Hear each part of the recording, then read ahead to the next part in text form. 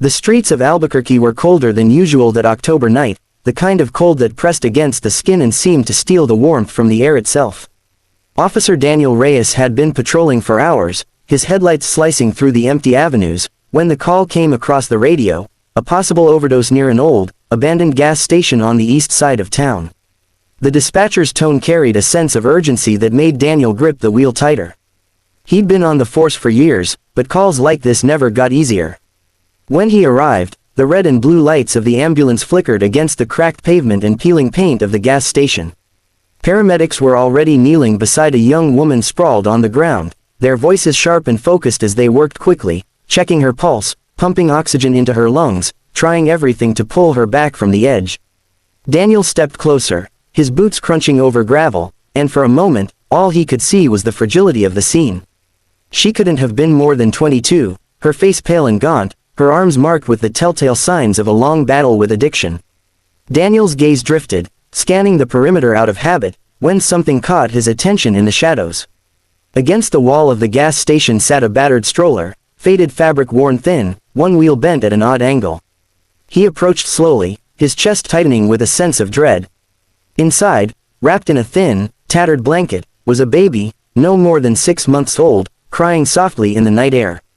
The sound was faint but piercing, cutting through the hum of medical equipment and distant sirens. His training told him to secure the area, to call in backup, but instinct took over. Daniel knelt down, his hands trembling slightly as he reached into the stroller and lifted the infant into his arms. The baby's tiny body was cold, and he pulled the blanket tighter around him, pressing the child against the warmth of his chest.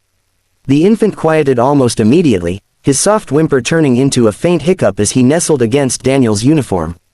Across the parking lot, the paramedics shook their heads, their faces heavy with the grim reality that their efforts had failed.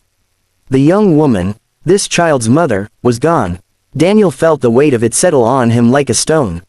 He looked down at the baby, who had curled one small fist around the chain of his badge, holding on with surprising strength. In that moment, Daniel's heart broke and hardened all at once. He didn't know the baby's name or story, but he knew one thing with absolute clarity: he couldn't let this child face the world alone. The days that followed blurred together in a strange mix of paperwork, court hearings, and sleepless nights. Officer Daniel Reyes had seen tragedy before, but something about this case lingered in his mind longer than usual. The young woman was identified as Elena, just 22 years old, with no family members stepping forward to claim her child. The infant, temporarily placed in the hospital's pediatric unit, became a ward of the state.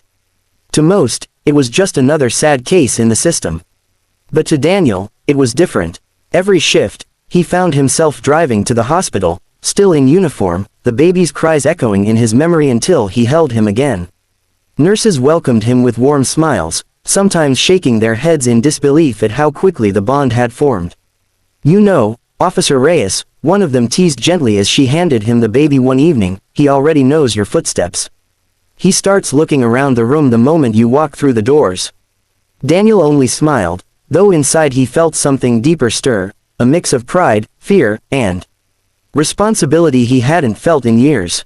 The hospital staff called the baby Little Angel, but Daniel began whispering another name when no one was around. "Gabriel," he would say softly, rocking the child back and forth. The name rolled off his tongue naturally, as though it had been waiting for this child all along. Gabriel's tiny fingers would curl tightly around Daniel's thumb, and those dark, curious eyes would search his face as if recognizing something safe, something steady. At home, the silence of Daniel's apartment felt heavier than ever. The divorce had left him alone years ago, and his days off were usually spent in quiet routines: coffee at the kitchen table, a quick jog, maybe a game playing softly on the TV. But now, every time he sat in that quiet, he pictured Gabriel in his hospital crib, sleeping under fluorescent lights without a parent to watch over him. Daniel would close his eyes and hear the soft cooing, the way the baby's face lit up when he whispered gently to him. One evening, after leaving the hospital, Daniel sat at that same kitchen table, staring at the blank wall across from him.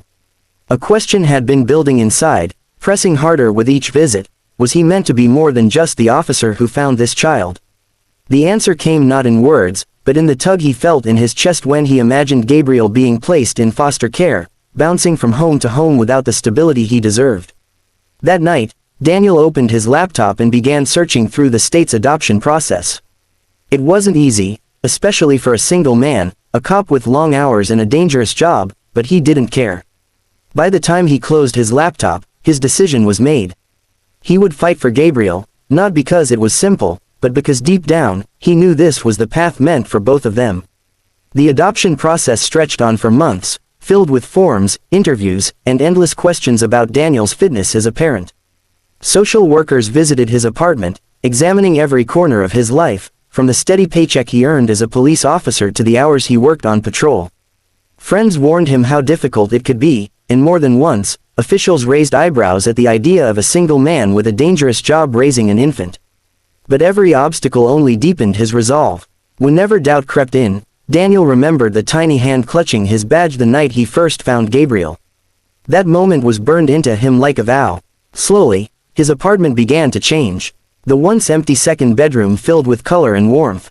Daniel painted the walls a soft sky blue, carefully stenciling stars near the ceiling. A crib sat by the window where morning sunlight spilled across the floor. Stuffed animals lined the shelves, gifts from fellow officers and nurses who had come to love the baby as much as he did. In the quiet hours after his shifts, Daniel would sit in that room, rocking in the new chair he'd bought, imagining Gabriel's small body curled against him as he drifted to sleep. Finally, the day came. Daniel stood in a crowded courtroom, his heart pounding harder than it ever had on duty. He wore his best suit, and in his arms, Gabriel wriggled in a tiny bow tie the nurses had given him as a gift. The judge peered down at the file, reading through the details of the case, and the silence felt like a lifetime. Then came the words Daniel had prayed for: "The petition for adoption is granted." For a moment, he couldn't breathe. His throat tightened as emotion swept over him, blurring the edges of the room. He pressed his lips to Gabriel's forehead, whispering, "You're mine now, son. You'll never be alone again." Applause broke out quietly behind him, social workers, hospital staff, even a few fellow officers who had shown up to support him. But all Daniel heard was the soft coo of the baby in his arms, as if Gabriel somehow understood. He chose the name Gabriel officially that day, after the angel who carried messages of hope. And that evening, as the sun set over Albuquerque, Daniel carried his son into their home for the first time. In the nursery, he rocked him gently, humming the same lullabies his mother once sang. For the first time in years, the silence of the apartment was gone, replaced by the steady breathing of a child who now had a father. In that moment, Daniel knew his life's purpose had shifted forever. He was no longer just Officer Reyes. He was Dad.